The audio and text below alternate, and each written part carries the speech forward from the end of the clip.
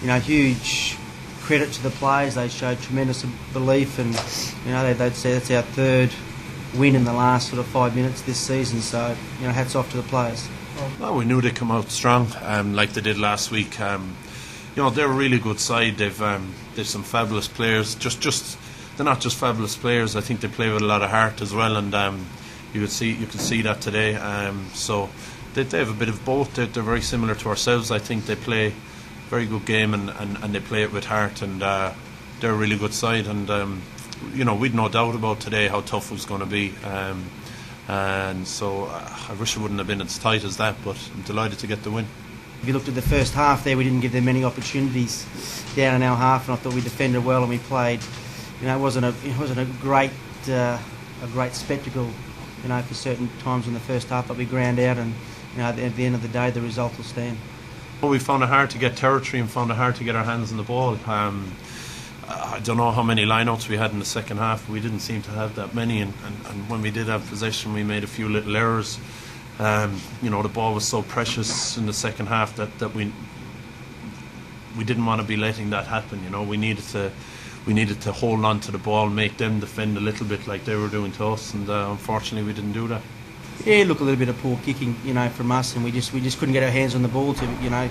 Clermont just controlled things very well. They got a excellent pack of forwards and good smart halves, and they controlled territory. They controlled the ball, and we found it very difficult to get our hands on it. It's never plain sailing. I think they're a very good side, and we just dug deep. There was no real panic in there. There was no real, there was no one doing anything crazy. There was no one panicking. We were just trying to keep our heads, trying to get a bit of territory, and then try and get the ball. And once we did, we created holes, and it was a really good try. I think the try, Marx's try at the end, was a really good piece of play. So, it's just a pity we didn't do it more often in the second half. We certainly thought that if we could control the ball and get into that 22, that we could work them through the phases, and with the man off, that we could certainly try and find some space, and we were lucky enough to get that.